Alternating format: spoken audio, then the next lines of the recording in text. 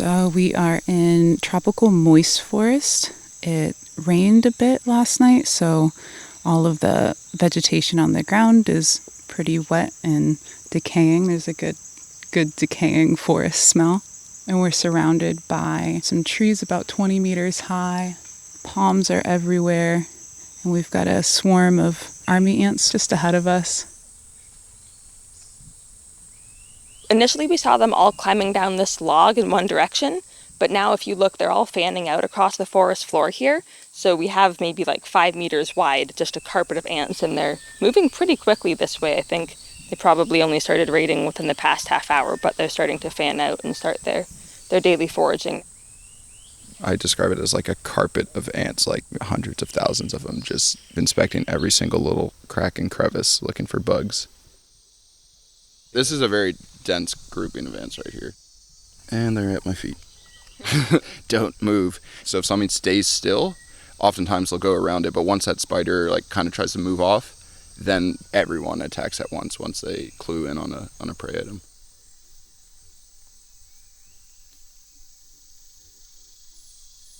If you listen really closely, you can actually hear the ants crawling. It's like a ch-ch-ch-ch-ch. And then we can hear the birds starting to come in too. We're surrounded by a good amount of ant-following birds that will typically seek out army ants. Here specifically Echinopsis burchellii, but some other army ants as well.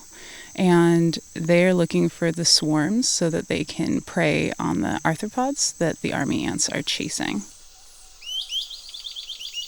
You can hear some bicolored antbirds.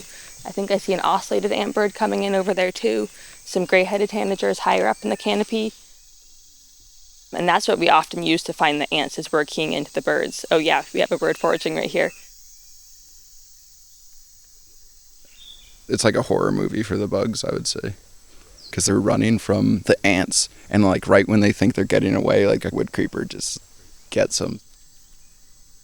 Es como el terror máximo, yo creo, para los pobres bichos, porque casi prácticamente no hay forma de escapar una vez que te agarran. Uno ve cuando ya hay 2, 3 hormigas encima de algún insecto y ya no hay forma de escapar, ya no hay nada que hacer. Entonces yo creo que debe ser algo muy terrorífico para los insectos y algunas lagartijas también. I think keystone species can be an overused concept, but in this ecosystem, I think it does really apply to ants.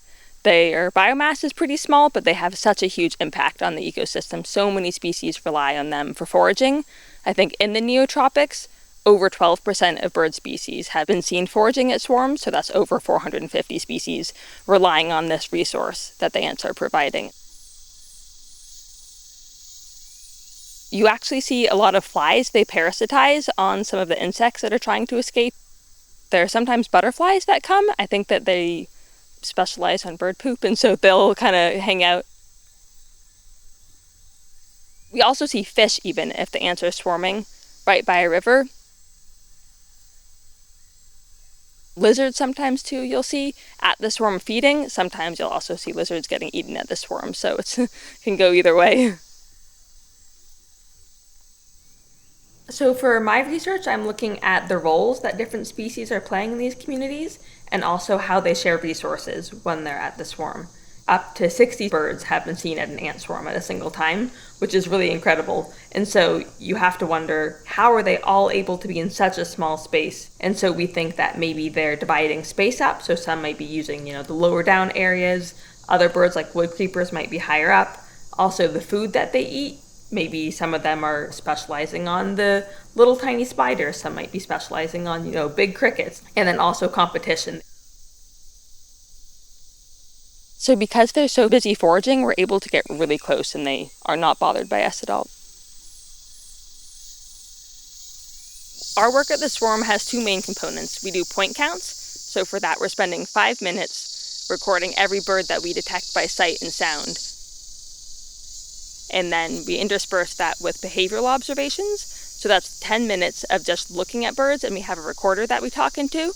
We're speaking basically to ourselves for 2 hours. Bicolored antbird, 0.2 meters off the ground. Sally Pounce, success, same length as its bill. And interactions is another big thing we collect data on. And so if one bird is chasing another one or displacing. An ocellated just displaced a bicolored. Kind of anywhere that there's food. They're like, get out of here, I want it. This is where it gets exciting. The most dominant bird is the ocellated antbird. It basically nobody messes with it, and it'll often displace other birds. Mi pregunta de investigación trata de abordar cómo surgen las interacciones entre las aves y las hormigas. Y en mi caso estoy tratando de hacer un experimento, tratando de evaluar cuáles son los roles de esas especies. Voy al campo muy temprano, antes de que las aves se levanten. Normalmente cuando voy al bosque hago unos experimentos, los cuales consisten en colocar un speaker y reproducir y simular una comunidad de aves. Como por ejemplo, mira, en este momento está respondiendo un ruby woodcreeper, una Dendrocyclomocra, está acá.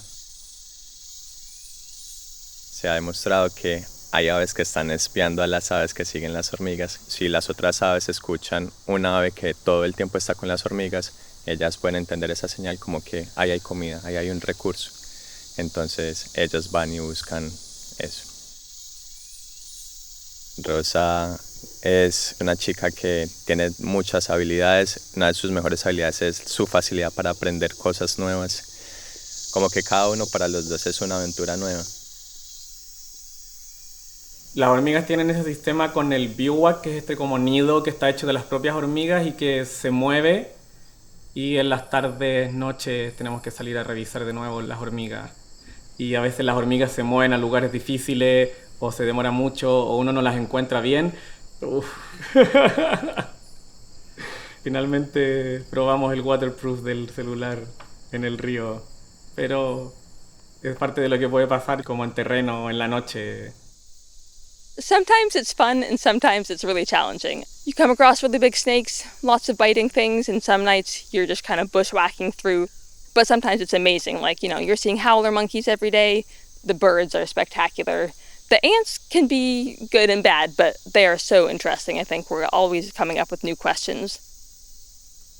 Another really cool thing about this project is that it's a learning opportunity for technicians and undergraduates. They're getting the opportunity to get research skills, work in a really cool system, but they're also answering some really important questions that we just kind of assume we know the answers to. También como los sistemas tropicales son muy distintos a lo que yo estaba acostumbrado, entonces también desde las aves, el clima, las hormigas, la vida diaria incluso es distinto. Ver cómo funcionan los sistemas tropicales de primera mano, cuando uno nunca ha estado y viene a estos lugares, también es como muy impactante ver también. Just reinforce this idea that's integral in ecology, that everything is connected. Nothing really exists on its own. Lo que pasa es que la biodiversidad se está extinguiendo a unas tasas alarmantes hoy en día. Esos personajes que son muy importantes en el bosque mantienen la estructura de la comunidad de las aves, mantienen los servicios ecosistémicos. Entonces, si entendemos cómo surge y cómo se mantiene una interacción, creo que es más posible como conservar todo lo que sucede en el bosque. That's kind of getting at the underlying question of like what's supporting a biodiverse system like this and what's allowing it to be maintained, and if you're losing players, which does happen, are there cascading effects on the rest of the community? Bueno, a mí en realidad me encanta mucho mi investigación. La pasión que siento es la única razón que me despierta temprano para poder ir al bosque, como poder encontrar cosas nuevas cada día. We're really lucky to be able to work here and to study the species here and hopefully give back in turn by getting other people excited about the system and also by contributing to our knowledge of what might be threatening it.